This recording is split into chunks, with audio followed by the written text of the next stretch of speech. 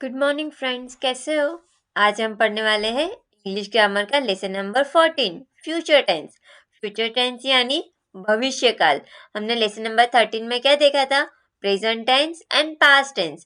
Present tense यानी present tense यानी वर्तमान काल, अभी जो हो रहा है उसे प्रेजेंट टेंस कहते हैं। पास्ट टेंस यानी भूतकाल, जो बीत चुका है वो वाला। और फ्यूचर टेंस यानी भविष्य काल, जो आगे होने वाला है, यानी कि वर्तमान काल यानी जो अभी हो रहा है, भूतकाल यानी जो हो चुका है, और भविष्य काल यानी जो होने वाला है।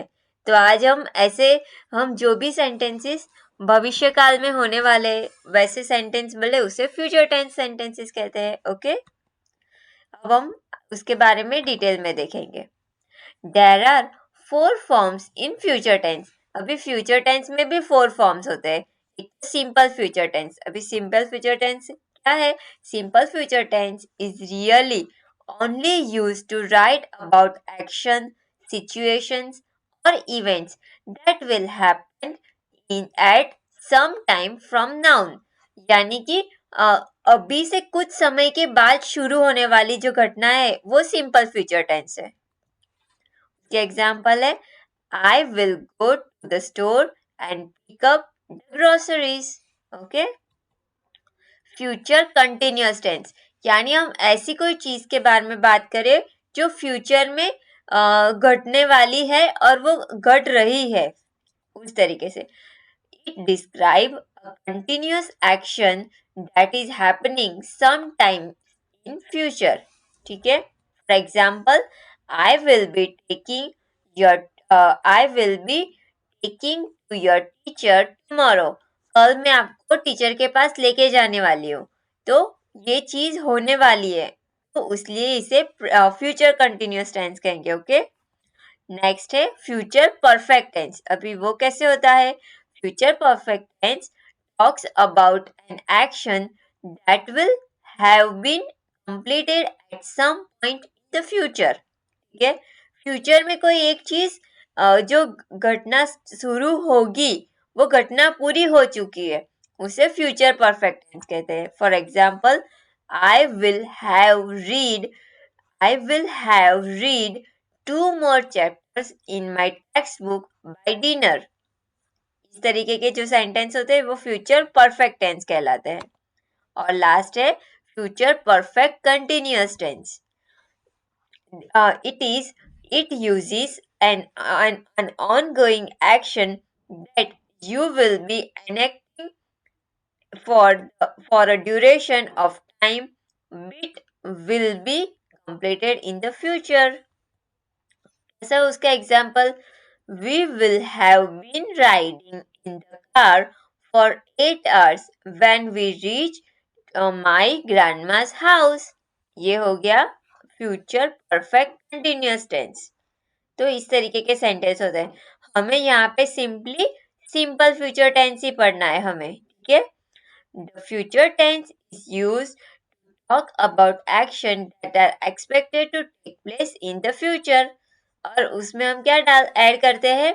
We will add will और shall before verbs to indicate the future tense। Okay?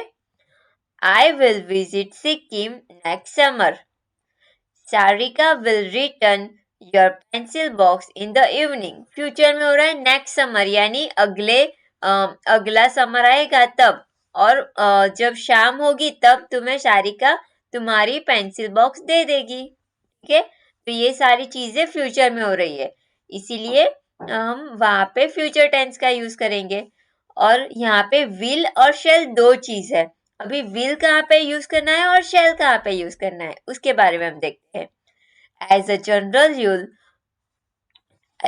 General rule use will for affirmative and negative sentence. Affirmative यानी नॉर्मल सेंटेंस एंड नेगेटिव यानी जो सेंटेंस में नो, नहीं ऐसे सब वर्ड्स आते हैं उसे नेगेटिव सेंटेंस कहते हैं।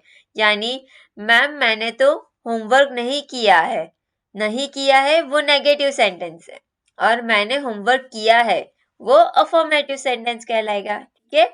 सेंटेंसेस के बारे में भी हम डिटेल में सेंटेंसेस में देखेंगे, उसके लिए भी एक चैप्टर है. Okay. Use will for affirmative and negative sentences about the future. Okay. Will कहाँ पे यूज होगा? जहाँ पे अफर्मेटिव एंड नेगेटिव सेंटेंसेस हो गए वहां पे हमें विल का यूज करना है. Use will for request to. अगर हम किसी को रिक्वेस्ट करते हैं, will you please come with me, तो वहां पे हम विल का यूज करेंगे. ठीक है. If you want to make an offer or suggestion with I and we, यानी हम खुद के बारे में या फिर मेरे और किसी और के बारे में अगर हम बात कर रहे हैं, यानी कि फर्स्ट पर्सन अगर बोल रहा है, तो you shall in the question form. ठीक है. अब हमें शैल का यूज करना है. अगर हम आई या वी का सेंटेंस से आई या वी से सेंटेंस क्रिएट कर रहे हैं, तब वहां पे हम शैल का यूज करेंगे. For very formal statements, especially to describe obligations, use shall. Obligation यानी हम किसी को कुछ समझा रहे कि नहीं आपको तो ऐसा ही करना चाहिए, तब हमें shall का यूज करना है. अभी हम will का यूज आई का यूज आई के साथ will का भी यूज कर सकते हैं, shall का भी यूज कर सकते हैं. ठीक है. तो ये सब चीजें हैं फ्यूचर टेंस से रिलेटेड. अब हम देखेंगे एक्सरसाइज. उससे पहले हम एक बार ये टेबल देख ले जो मैं हर बार दिखाती हूँ वैसा. फर्स्ट पर्सन सिंगुलर, यानी कि मैं अपने बारे में अगर बात करूँ तो क्या बोलूंगी? I will play cricket tomorrow. और मैं ऐसा बोल सकती हूँ, आई शैल play cricket tomorrow.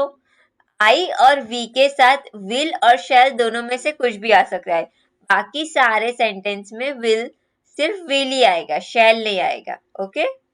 We will, we will or we shall play cricket next Friday.